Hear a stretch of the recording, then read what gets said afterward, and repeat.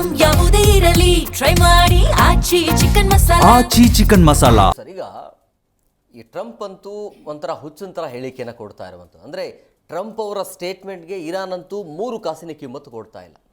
So ನೀವು ಆರಂಭ ಮಾಡಿದರೆ ಎಂಡ್ ನಾವು ಮಾಡ್ತೀವಿ ಅಂತ ಅವ್ರು ಹೇಳ್ತಿದ್ದಾರೆ. ಸೊ ನಿಮ್ಮ ಪ್ರಕಾರ ಯುದ್ಧ ನಿಲ್ಲುವಂಥ ಯಾವುದೇ ಲಕ್ಷಣ ಕಾಣ್ತಿಲ್ಲ ಅಂತ ಹೇಳ್ತಾ ಇದೆ. ಅಂದರೆ ಅಮೆರಿಕ ಪ್ಲಾನ್ ಏನಂದರೆ ಇರಾನ್ನ ಸರ್ವನಾಶ ಮಾಡಬೇಕನ್ನೋದಾ ಅಥವಾ ಇರಾನ್ ಪ್ಲಾನ್ ಏನಿರಬಹುದು, ಅದಕ್ಕೆ ಯಾವ ರೀತಿಯಾಗಿ ತಿರುಗೇಟು ಕೊಡಬಹುದು ಅಂತೇಳಿ? ನೋಡಿ, ಇವತ್ತು ಬಂದ್ಬಿಟ್ಟು ಪಾಕಿಸ್ತಾನ ಮತ್ತು ಅಫ್ಘಾನಿಸ್ತಾನ ವಾರ ಆಗ್ತಾಯಿದೆ. ಪಾಕಿಸ್ತಾನ್ಗೆ ಯಾರೂ ಸಪೋರ್ಟ್ ಮಾಡ್ತಾ ಇಲ್ಲ. ಯಾಕೆ ಇರಾನ್ ಮಾಡ್ತಾ ಇದ್ದಾರೆ?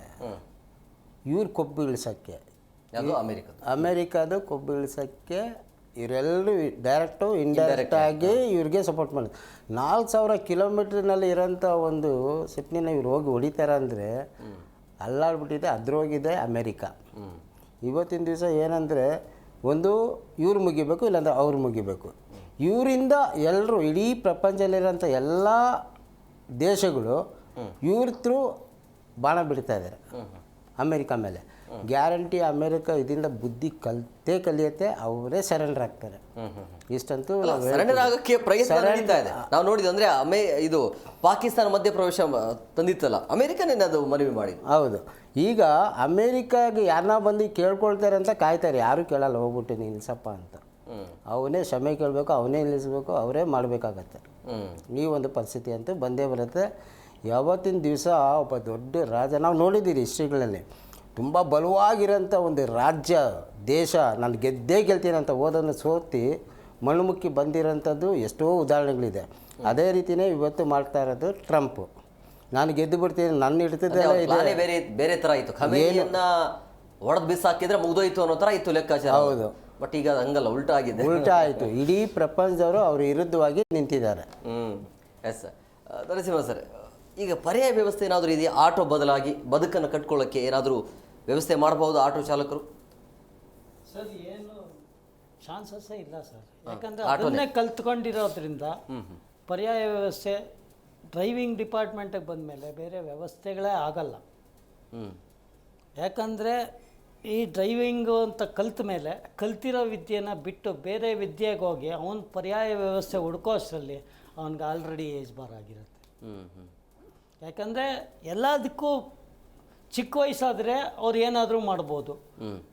ವಯಸ್ಸಾದವ್ರು ಇರ್ತೀವಲ್ಲ, ಇವಾಗ ನನ್ನಂಥವರೇ ಇರ್ತೀವಿ. ಇವಾಗ ನಾನು ಪರ್ಯಾಯ ವ್ಯವಸ್ಥೆ ಏನು ಮಾಡೋಕ್ಕಾಗತ್ತೆ? ಒಂದು ಕಡೆ ನಮ್ಮಂಥವ್ರಿಗೆ ಯಾವುದೇ ರೀತಿ ಸರ್ಕಾರದಿಂದ ಪುರಸ್ಕಾರ ಇಲ್ಲ ಅಂದಮೇಲೆ ನಾವು ಇನ್ಯಾವ ರೀತಿ ಮಾಡ್ಬೋದು? ಇವಾಗ ಗಾಡಿಗೆ ಸಾಲ, ಬ್ಯಾಂಕಲ್ಲಂತೂ ನಮಗೆ ಸಾಲ ಕೊಡೋಲ್ಲ. ಯಾರಿಗೇ ಆಗಿರಲಿ, ಆಟೋ ಡ್ರೈವರ್ಸ್ಗೆ ಅಂದರೆ ಫಸ್ಟು ಬ್ಯಾಂಕ್ಗಳು ಕೊಡ್ತಾ ಇರಲಿಲ್ಲ. ಈಗ ಕೆಲವು ಕಡೆ ಕೊಡ್ತಾರೆ. ಆದರೆ ಅದು ಯಾರಿಗೆ? ಮಿನಿಮಮ್ ಏಜ್ ಇರೋರಿಗೆ.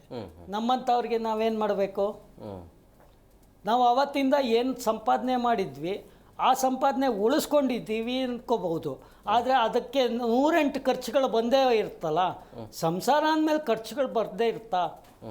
ಆ ಸಂಸಾರದಲ್ಲಿ ತೂಗಿಸ್ಬೇಕು ಅಂದರೆ ಒಂದಲ್ಲ ಒಂದು ಖರ್ಚು ಬರ್ತಾ ಇದ್ದರೆ ಅವಾಗೇನು ಮಾಡ್ತೀರಾ?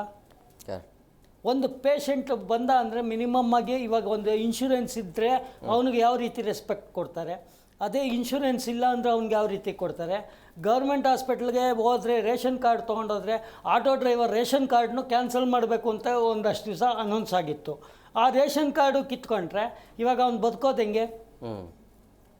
ರೇಷನ್ ಕಾರ್ಡ್ ಇದ್ದರೆ ಅಟ್ಲೀಸ್ಟ್ ಗೌರ್ಮೆಂಟ್ ಹಾಸ್ಪಿಟ್ಲಲ್ಲಿ ಟ್ರೀಟ್ಮೆಂಟ್ ಆದರೂ ಕೊಡ್ತಾರೆ. ಪ್ರೈವೇಟ್ ಹಾಸ್ಪಿಟ್ಲಲ್ಲಿ ನಮ್ಮ ಕೈಯಲ್ಲಿ ಕಟ್ಟೋದಕ್ಕೆ ಕೆಪಾಸಿಟಿ ಇರೋಲ್ಲ. ಆ ಥರ ಇರಬೇಕು ಅಂದರೆ ಅಟ್ಲೀಸ್ಟ್ ಅವ್ನು ಕಾಯಿಲೆ ಬರದೇ ಇರೋ ಮನುಷ್ಯ ಯಾರಾದರೂ ಇದ್ದಾರಾ? ಒಂದು ಕಾಯಿಲೆ ಬಂದರೂ ಒಂದು ಆಸ್ಪತ್ರೆಗೆ ಹೋಗಬೇಕು. ಅವನು ಇವತ್ತು 24 ಗಂಟೆ ಟೈಮ್ ಗಾಡಿನಲ್ಲಿ ಕೆಲವರು ಎಷ್ಟೋ ಜನ ಡ್ರೈವರ್ಗಳು ರಾತ್ರಿ ಹಗಲು ದುಡಿತಾ ಇದ್ದಾರೆ. ಯಾಕಂದರೆ ಸಂಸಾರ ತೂಗ್ಸೋದಕ್ಕೆ ಎಷ್ಟೋ ಕಷ್ಟಗಳಿರುತ್ತೆ. ಒಂದಲ್ಲ ಒಂದು ತೊಂದರೆಗಳು ಬಂದಿರಬೇಕು ಅಂದರೆ ಮನುಷ್ಯನಿಗೆ ಅದ್ರ ಮೇಲೆ ಇದೊಂದು ಬರೆ ಹಾಕಿದ್ರೆ ಏನು ಮಾಡ್ತೀರಾ?